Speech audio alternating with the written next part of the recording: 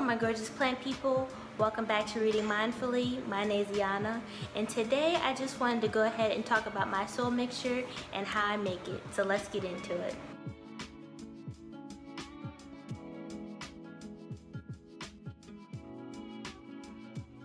Hey guys, welcome back to the channel. So today I just thought I would talk about my soil mixture and how I make it. I basically just make a simplified soil mixture.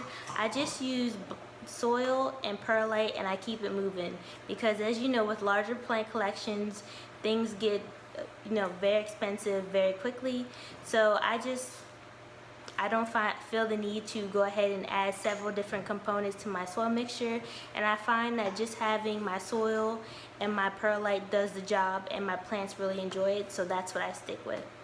And so what I try to use for the most part for my soil is black gold soil, and if I can't find black gold, I'll use Miracle-Gro, but I really prefer using black gold. The kind that I like is the organic one, just because it has the organic fertilizer. But if I can't find the organic one, I will use the all-purpose. I really like the black gold soil because it has the peat moss as its base, which is sourced from Canadian peat bogs. It has worm castings in there, so that's a really mild fertilizer that you can add to your plants.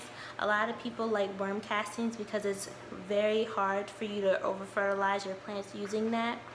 And then it also has some more finely shredded bark, which is a lot better for me than using orchid bark. I don't like adding orchid bark into my soil mixtures just because I found that it just held too much moisture for my plants, so I like it already incorporated into the soil.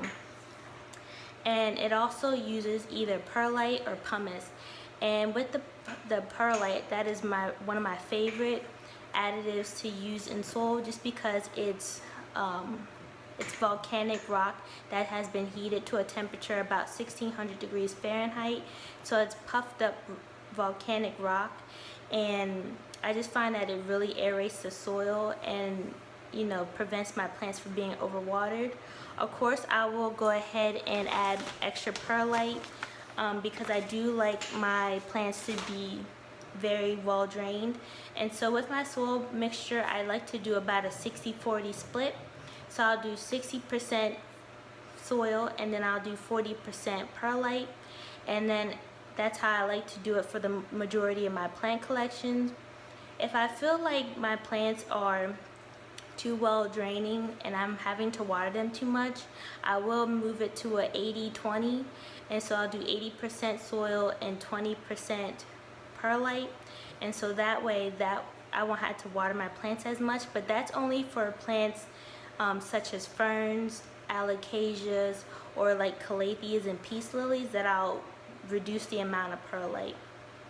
And so with this is my Syngonium mojito, and as you can see, the soil is still fluffy and very loose, and that's how I like the consistency of my soil. So you can see that it has a very good amount of perlite in there, and that's what I like my soil mixture to look like. Now if you didn't want it to be so have to water it so much, which even still with my Syngonium, I only water it about once a week, so that's not bad at all. But if you were a busier person or you aren't able to water your plants, then this is what my soil mixture looks like with less perlite. You can see that it definitely doesn't have as much perlite with my Syngonium, and I can show them side by side. So you can see my Syngonium has a lot more perlite than my fern. And so this is my Boston Fern Leslie variety, and this one does enjoy being a little bit more moist, so that's why I didn't put as much perlite in there. But as you can see, the plant is still looking well and it's not overwatered at all.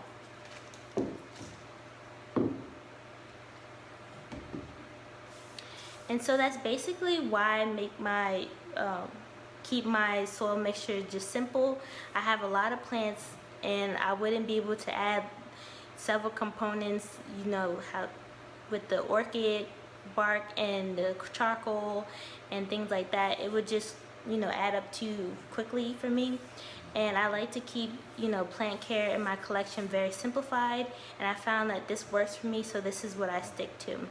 Now, I did in the past, when we first started my plant collection, my mom and I were adding orchid bark to the plant pots, and I just found that the orchid bark was holding too much moisture to my plants, and I didn't like that. I do like my plants to dry out, so I didn't like using orchid bark.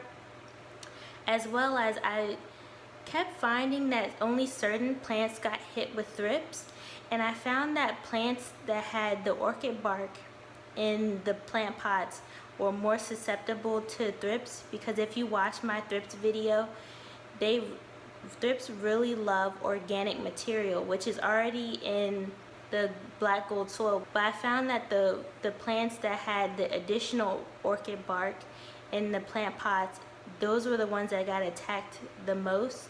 So that's another reason why I stopped putting orchid bark in my plant pots, because I just found like they were too susceptible to the thrips.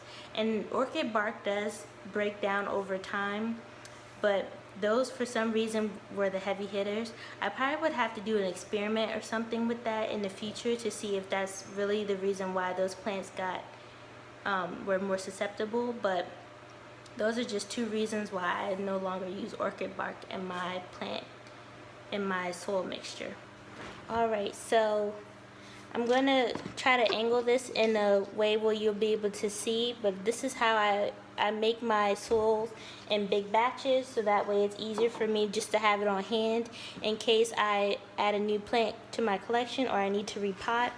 And this is basically what I like my soil mixture to look like. It's very airy, very, fast draining. As you can see, it just quickly runs through my hands. If I squeeze it, it does not stick to my hands.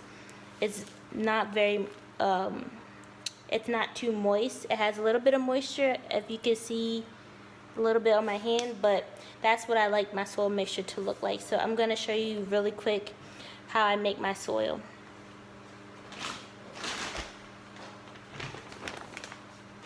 And when I first made my soil, I would use this cup, and so I would measure it out by cups, but now I can pretty much eyeball it to where it's the perfect ratio. So I just take my black gold and I pour it in this tub.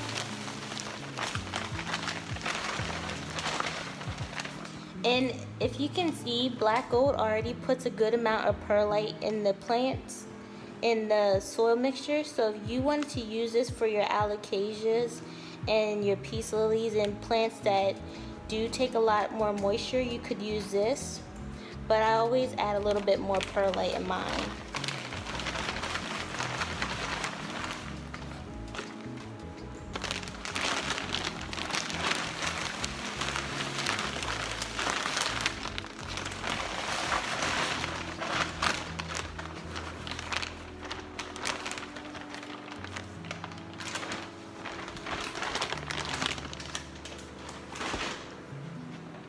So you can see this is what the black gold looks like all by itself. It has a good amount of perlite in there, and you can even see the bark, and there's a little bit of pumice. So then I'll just come in with my perlite and just sprinkle a little bit more in there.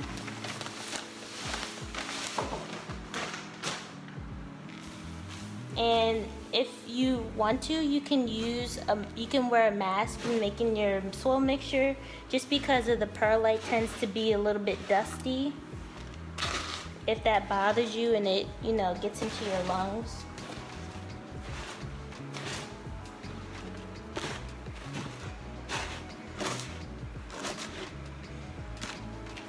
And I just mix it until there's no corners with extra perlite in there. And so this is basically what I want my soil mixture to look like. You can see that it's a lot more perlite in there. If you squeeze it, it just falls out, it doesn't clump up. And it does have a little bit of moisture. As you can see, it's sticking to my hands a little bit. But this is the way I like my soil mixture to look like. and this is what I found my plants really enjoy. Alright, so there is my quick, easy, and cheap soil mixture. Like I said, this is what works for my plants, and this is what I've been using for a couple years now, at least 2 years, and I found that my plants really enjoy just the simplicity of my soil mixture. Now sometimes I do add additional worm castings into my soil. I do either use this before summer, spring, before I put my plants outside, or I'll use this as the last fertilizer laying on my plants before fall going into winter. Like I said, worm castings doesn't hurt your plants because it's a really mild fertilizer, so it's hard to over fertilize your plants. If I use that in conjunction with my Alaskan fish fertilizer, there are hardly any chances of me over fertilizing my plants because both are so gentle for my plants. But yeah, so if you guys have any questions about my soil mixture, or if you guys make your soil mixtures any differently, leave it in the comment section below. I'm interested to know. But as always, I just want to thank you guys so much for watching my videos, subscribing and liking, and I'll see you in the next one. Bye.